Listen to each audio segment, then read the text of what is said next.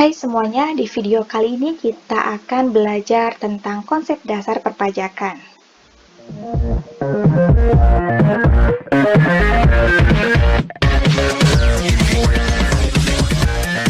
Nah, pada konsep dasar perpajakan kali ini kita akan bahas tentang 5 aspek. Yang pertama adalah definisi pajak, yang kedua karakteristik pajak, ketiga fungsi pajak, keempat manfaat pajak, dan yang terakhir ada tarif pajak.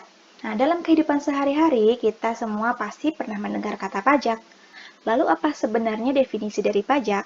Nah, menurut Undang-Undang Nomor 16 Tahun 2009 tentang Ketentuan Umum dan Tata Cara Perpajakan, pajak adalah kontribusi wajib kepada negara yang terutang oleh pribadi atau badan yang bersifat memaksa berdasarkan undang-undang dengan tidak mendapatkan imbalan secara langsung dan digunakan untuk keperluan negara bagi sebesar-besarnya kemakmuran rakyat.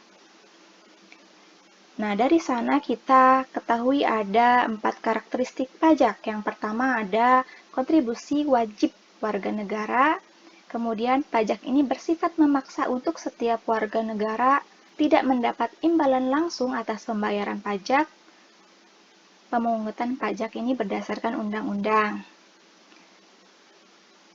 Nah, pajak mempunyai peran yang sangat penting. Yang pertama adalah fungsi anggaran atau budgeter. Sebagai sumber pendapatan negara, pajak berfungsi untuk membiayai pengeluaran-pengeluaran negara, untuk menjalankan tugas-tugas rutin negara, dan melaksanakan pembangunan. Negara membutuhkan biaya. Biaya ini dapat diperoleh dari penerimaan pajak. Yang kedua adalah fungsi mengatur atau reguler. Pemerintah bisa mengatur pertumbuhan ekonomi melalui kebijakan pajak. Dalam rangka melindungi produksi dalam negeri, pemerintah ini menetapkan bea masuk yang tinggi untuk produk luar negeri. Yang ketiga, fungsi pajak ada fungsi stabilitas. Dengan adanya pajak, pemerintah memiliki dana untuk menjalankan kebijakan yang berhubungan dengan stabilitas harga, sehingga inflasi dapat dikendalikan dengan cara mengatur peredaran uang di masyarakat, pemungutan pajak, penggunaan pajak yang efektif dan efisien. Yang keempat ada fungsi redistribusi pendapatan. Pajak digunakan untuk membiayai semua kepentingan umum, termasuk juga untuk membiayai pembangunan sehingga dapat membuka kesempatan kerja, yang ada pada akhirnya akan meningkatkan pendapatan masyarakat.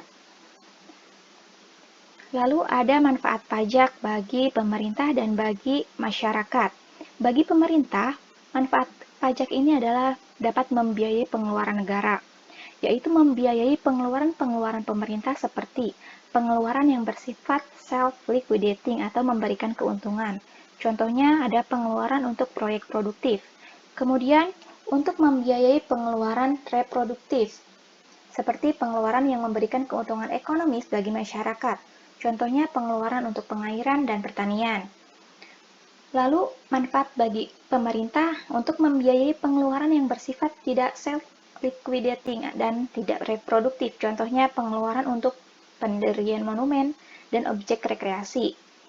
Kemudian pemerintah dapat membiayai pengeluaran yang tidak produktif. Contohnya pengeluaran untuk membiayai pertahanan negara atau perang dan pengeluaran untuk penghematan di masa yang akan datang.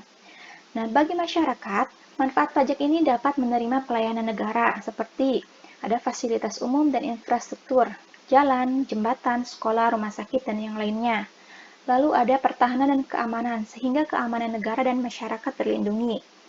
Lalu ada kelestarian lingkungan hidup dan budaya, dan pengembangan alat transportasi massal, dan yang lainnya. Selanjutnya tarif pajak. Tarif pajak ini ada 4 macam. Yang pertama ada tarif pajak konstan, kemudian tarif pajak proporsional atau sebanding, tarif pajak progresif atau meningkat, dan tarif pajak degresif atau menurun. Nah, ini contoh penerapan tarif pajak. Jika tetap, maka pajak yang ditarik ini jumlahnya sama. Proporsional ini sebanding.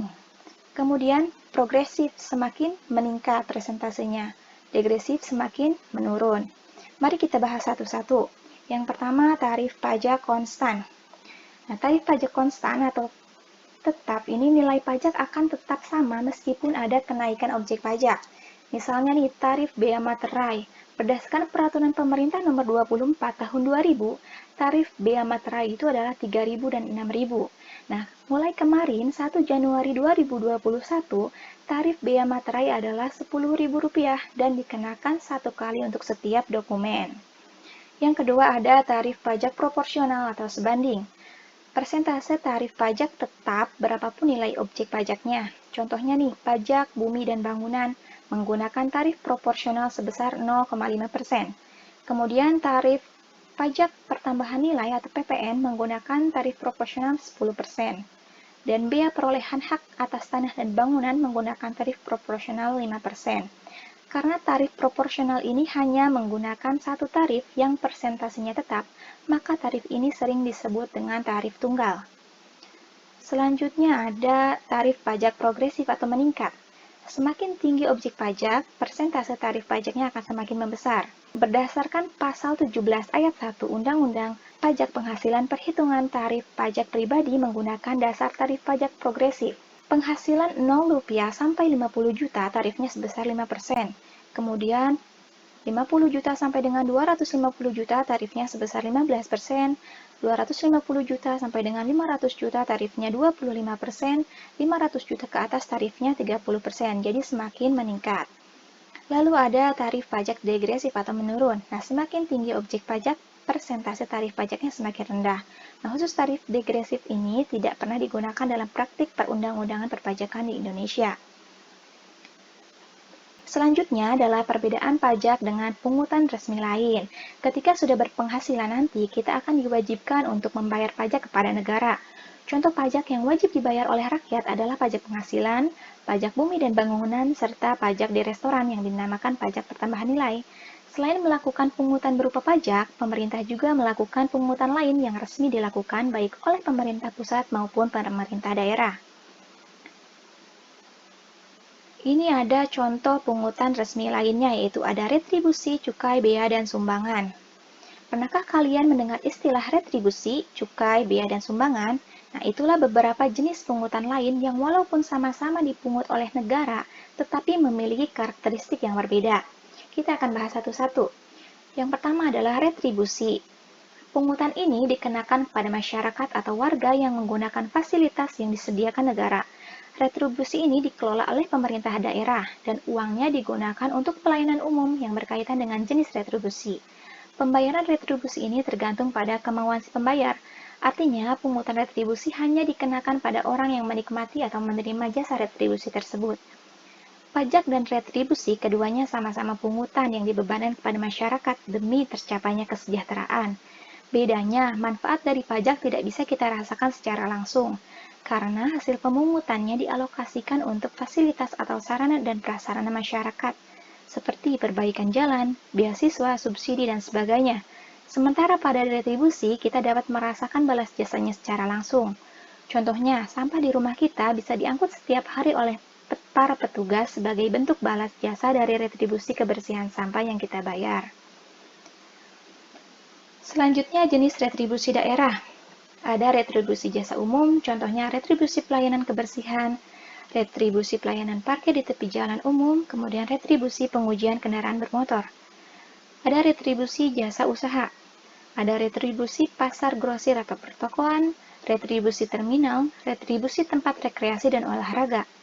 Yang ketiga ada retribusi perizinan, contohnya retribusi izin mendirikan bangunan atau IMB, ada retribusi izin perikanan. Yang kedua ada cukai. Cukai ini adalah iuran rakyat atas pemakaian barang tertentu.